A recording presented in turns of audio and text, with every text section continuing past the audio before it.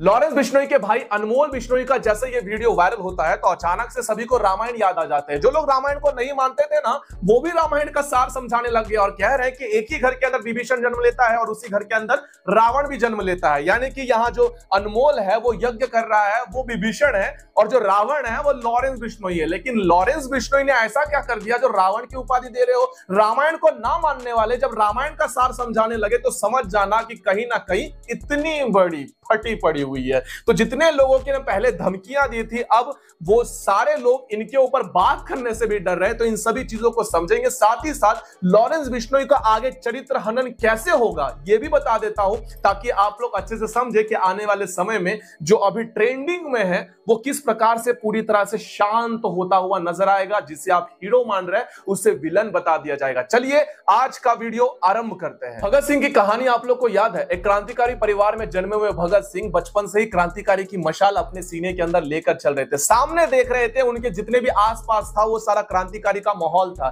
घर के अंदर चाचा थे, पिता थे, हर एक व्यक्ति देश की स्वतंत्रता के लिए, देश के लिए लड़ने के लिए एक उम्मीद लेकर आ रहा था। बचपन से ही मन के अंदर वो जिज्ञासा थी, वो इच्छा थी, प्रबल इच्छा शक्ति थी कि अपना प्राण जाए पर देश को स्वतंत्रता हम दिला करेंगे। 23 वर्ष की आयु के अंदर ही भगत सिंह को फांसी हो गई थी। अब मैंने भगत सिंह की कहानी इसलिए सुनाई है क्योंकि अगर आप लोग ध्यान से देखोगे तो जब भी एक सेल से दूसरे सेल लॉरेंस बिश्नोई को ले जाते हैं तो लॉरेंस बिश्नोई के टी शर्ट के ऊपर आप लोग भगत सिंह जी को देखोगे। साथ ही साथ उनके मुख में, जैसे भगत सिंह के मुख में देशभक्ति का नारा, देशभक्ति के गीत हुआ करते थे, सरफरोशी की तमन्ना अब हमारे दिल में है, ठीक उसी प्रकार से लॉरेंस बिश्नोई के मुख में भी वही सारे गीत हुआ करते थे। अब एक चीज कॉमन बात बता दूं कि लॉरेंस बिश्नोई को जिस प्रकार से आज गलत ठहराया जा रहा है, हो भी सकता है, मैं कोई वकील नहीं हूं या फिर मैं जज नहीं हूं, लेकिन आप लोग को नहीं पता होगा तो जेएनयू की किताबों में, इतिहास की पुस्तकों में आज भी भगत सिंह को आतंकवादी कहा गया, ना कि क्रांतिकारी। और जितने भी क्रांतिकारी थे उन सभी को आतंकवादी ही समझा गया था। उन्हें वो सम्मान नहीं मिला जिस सम्मान के वो हकदार थे। हाल फिलहाल के अंदर ही पंजाब का एक व्यक्ति है जो मिनिस्टर हुआ है, उसने भी ये कह दिया कि भगत सिंह कोई क्रांतिकारी थोड़ी था, वो देश के लिए थोड़ी लड़ा था। पार्लियामेंट में तो उसने धमाका किया था, लोगों को मारा हुआ था, वो तो आतंकवादी था। ये सारी बात कही गई थी। अब थोड़ी सी जीवन कथा को इनके साथ लगा कर देखो। जो देश को तोड़ना चाहते हैं, जो खालिस्तानी है, उन्हें खत्म करने का काम लॉरेंस बिश्नोई की गैंग कर रही है। गलत क्या कर रही है? पैट्रियोटिज्म किसको बोलते हैं? इंडिया में आके खाते हैं, पाकिस्तान में जाके इंडिया के खिलाफ बात करते हैं।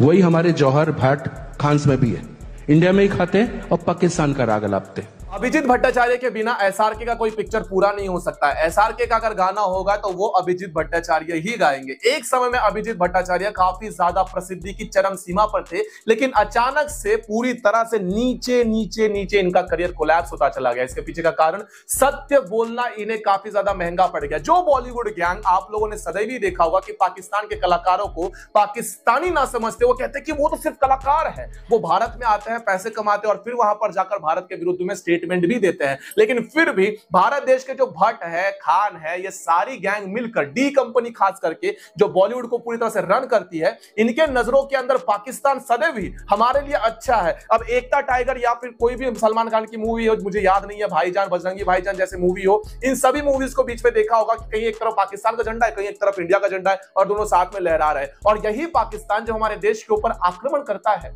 हमारे सैनिकों को मार देता है, उसके बाद तुम्हारे अंदर, मेरे अंदर इतना जज्बा जाग उठता है कि हम लोग ट्विटर के ऊपर स्टोरी डालते हैं, इंस्टाग्राम के ऊपर स्टोरियां लगाते हैं, फेसबुक के ऊपर बोलते हैं, वीडियो बनाते हैं, बताते हैं कि पाकिस्तान को खत्म कर दो, पाकिस्तान को खत्म कर दो। लेकिन ऐसी मूवी बताने के बाद आप लोग ही देखने के लिए जाते हो और इन्हीं को रोकने का काम लॉरेंस बिश्नोई कर रहा है। लेकिन धमकी देने वाला एक और नया जन्म ले चुका है। अरे लॉरेंस, पैसे की दुकान बंद कर, अभी मुंबई के शेर सोए थे, अब जाग गए, समझ ले।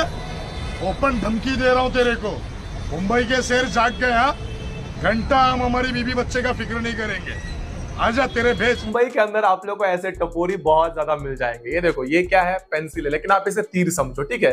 ये तीर ऐसे ऐसे ऐसे जा रहा है, इसने ऐसे पकड़ा और डाल लिया। अब यही डालने के बाद जब इसको अच्छा खासा पता चल गया कि बेटा किससे पंगा लिया है, कुछ मिनटों के बाद ही इसकी एक और वीडियो आ गई जिसके अंदर ये कह रहा है, आप खुद ही देख लो यार। अस्सलाम वालेकुम, जय हिंद, जय महाराष्ट्र। ये इंस्टाग्राम पे मेरा आखिरी पोस्ट। आज के बाद ना मैं कोई इंस्टाग्राम पे रील बनाऊंगा, ना ही तो कोई मैं वीडियो डालूंगा। ये इंस्टाग्राम में मुझसे मेरा बहुत कुछ छीन लिया, मेरे दोस्त छीन लिए, मेरा वकार छीन लिया, मेरे अपने दूर हो गए। ना ही तो मुझे अब इंस्टाग्राम पे आना है, ना ही तो मुझे अब कोई बाइट देना है, ना ही अब मुझे कोई बात करना है। माफ करना भाई, लेकिन हमारे मैथिली के अंदर ना एक तो कहावत है कि गीर में गुण है यार, बाजार में धक्का मारल चले छे। तो बउआ बात यह है कि अगर उतनी शक्ति नहीं है तो बेकार में क्यों फेम लेने के लिए आ गया, बेकार में क्यों इतना लाइमलाइट ले रहे हो। उस सलमान खान की अच्छी खासी फटी पड़ी हुई है, तुम कहां बीच में उड़ता तीर ले रहे हो। और ऐसा ही उड़ता तीर हमारे बिहार में भी एक आदमी ने लिया, उसका नाम क्या है, पप्पू यादव। अब पप्पू यादव ने तो सरासर कह दिया कि ये देश नहीं हिजड़ों की फौज है, ये ट्वीट उसने किया हुआ था, देश के लोगों को ही गालियां देना शुरू कर दिया। अब जैसे ही एक पत्रकार ने बोला लॉरेंस बिश्नोई बड़वा कुछ मत बोलिएगा, कुछ मत बोलिएगा, उसके बारे में कुछ मत बोलिएगा, शैतान यादव जी आपने लॉरेंस बिश्नोई को नहीं, ये सब बात मैंने पहले मना कर दिया था, बात नहीं पूछेंगे। आप ज्यादा तेज मत बनिए, मैंने आपको पहले आते कह दिया था, इस सब सवाल नहीं होगा। ये सब एक प्रकार के नमूने हैं, इन लोगों के ऊपर ज्यादा ध्यान देने की आवश्यकता नहीं है। ये केवल एक मनोरंजन के तौर पर बताने का प्रयास किया गया है कि इनके नाम से लोग फेम लेने के लिए तो आ रहे हैं, लेकिन इनका डर कितना ज्यादा है। और ये डर होना भी चाहिए, क्योंकि एक समय में लॉरेंस बिश्नोई के अलावा जो दाऊद था उसका एक बोलबाला था बॉलीवुड के अंदर, जिसकी वजह से आप लोगों ने देखा होगा कि हिंदू विरोधी मानसिकता है, हिंदू विरोधी पिक्चर है, या फिर पाकिस्तान का गुणगान हो या पाकिस्तान के कलाकारों को यहां पर लेकर आना, ये सारी चीजें डी कंपनी बड़े बखूबी के साथ किया करती थी। अब उसी पूरे बॉलीवुड के अंदर हंगामा मचा हुआ है कि इनका एक और बाप जन्म ले चुका है। अब जाहिर सी बात है कि लॉरेंस बिश्नोई को हम लोग इतना ज्यादा प्रेज क्यों कर रहे हैं भाई, वो खालिस्तानियों के पूरे अगेंस्ट में है। और आप लोग को अगर खालिस्तानी सीरियस मैटर नहीं लग रहा है तो एक बार आप लोग जाइए कनाडा, एक बार आप लोग जाकर यूके में देखिए, इनकी जहां पर रैलियां होती है, हमारे नजरों के सामने हमारे भारत झंडे को ये लोग तलवार डाल डाल के फाड़ के देते हैं, नरेंद्र मोदी जी का पुतला निकालते हैं, वहां के ऊपर आग लगा देते हैं। भाई वो हमारे देश के प्रधानमंत्री है, आपकी विचारधारा कोई भी हो। और सबसे घटिया तो इस देश का ऑपोजिशन है, जो आज तक इस बात को कंडेम नहीं कर पाया है कि जो भी ऐसे चीजें कर रहा है वो सारी चीजें गलत है। हमारे भारत देश के प्राइम मिनिस्टर, हमारे भारत देश के राजनीति कुछ भी हो, लेकिन हमारे भारत देश के प्राइम मिनिस्टर का ऐसा हाल करने की किसी की भी हिम्मत नहीं होनी चाहिए। जो बात आज से कई वर्षों पूर्व नरेंद्र मोदी जी ने मनमोहन सिंह जी के लिए कहा था, जब पाकिस्तान के प्राइम मिनिस्टर ने हमारे प्राइम मिनिस्टर का अपमान किया था, वो था हेल्दी राजनीति। लेकिन अब राहुल गांधी जैसे मूर्खों से ऐसी अपेक्षा नहीं की जा सकती, और कांग्रेस के जिनमें लज्जा नाम की और देशभक्ति का 1% भी नहीं है, उनसे ऐसी अपेक्षा नहीं की जा सकती है। अब लॉरेंस बिश्नोई इलेक्शन लड़ने के लिए भी उन्हें ऑफर दिया गया है, जो उत्तर भारतीय विकास सेना है उन्हें इलेक्शन लड़ने के लिए कह रहे हैं कि आप हमारी तरफ से इलेक्शन लड़ सकते हैं। लेकिन ये सारी चीजें करने की आवश्यकता नहीं, उनका अपने एक ऑरा है। और जाहिर सी बात है कि लॉरेंस बिश्नोई जो है वो जाहिर सी बात है कि जानवरों के प्रति हो, पर्यावरण के प्रति हो, बहुत ही ज्यादा वो समाज ही वैसा है कि जिस समाज ने सदैव ही हमारे पर्यावरण का, हमारे जानवरों का रक्षा किया है। और जब वो जेल से बाहर आएंगे तो उन्होंने ये भी कहा हुआ है कि हम गौशाला बनाएंगे और गौ रक्षा करेंगे। अब जो गौशाला और गौ रक्षा के विरोध में काम करते हैं, यानी कि नदीम खान जैसे लोग, उनकी तो अवश्य ही ज्यादा फटी पड़ी होगी, क्योंकि भाई साहब आखिरकार लॉरेंस बिश्नोई बाहर आ जाए तो इनके साथ क्या से क्या हो जाएगा अगर इन्होंने गौ माता को कुछ भी कर दिया तो इतने ही सारी चीजें, बहुत सारी चीजें एक साथ हो रही है। आप लोग कृपया करके ध्यान देखिए, क्योंकि अगर आप लोग नहीं देखिएगा तो ये जो टीका लगा रहे हैं ना, इस टीका लगाने का भी विरोध किया जाएगा। और ऐसी वैसी कंपनी नहीं, एयर इंडिया के अंदर विरोध किया जाएगा। आप इस बहन को एक बार ध्यान से सुन लीजिए। मेरे को 2.5 साल हो गए हैं कंपनी में ज्वाइन किए हुए। अभी तक 2.5 साल में मेरे को किसी ने नहीं कुछ भी बोला इस टिक्के लगाने के करके। अब हमारी जो सीनियर पीएसएम जो आई हुई है मेजबिना अख्तर, वो पूरे नवरात्रों से मेरे को बोल रही हैं टीका लगाना अलाउड नहीं है।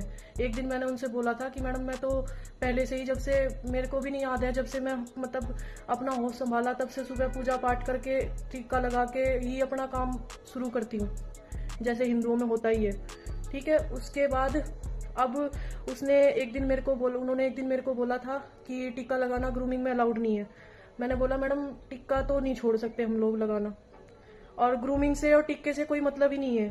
ठीक है, तो तब से उन्होंने मेरे को टॉर्चर करना शुरू कर दिया। सर मैम को बड़ा ही दिक्कत है स्टिकर लगाने से, और स्टिकर को हटाने के लिए बार बार प्रेशराइज किया जाएगा। आप लोगों को सभी से निवेदन है कि मेरे ट्विटर हैंडल पर जाइए और ट्विटर हैंडल पर जाने के पश्चात आप लोग इस ट्वीट को रीट्वीट कीजिए या फिर हमारे इंस्टाग्राम के चैनल को भी ज्वाइन कर लीजिए, वहां पर मैंने डाल दिया हुआ है। अब आप लोग को आखिरी मुद्दा यह बता देता हूं कि लॉरेंस बिश्नोई का आने वाले समय में जो अभी एक छवि बनाई गई है या फिर उसकी छवि ऑलरेडी वैसी ही है, देशभक्त की, खालिस्तानियों के विरुद्ध में लड़ने की या फिर गौ रक्षा करने की या फिर हिरण की रक्षा करने की या पर्यावरण की रक्षा करने की, उस छवि को कहीं ना कहीं धूमिल करने का प्रयास धीरे धीरे धीरे धीरे धीरे किया जाएगा।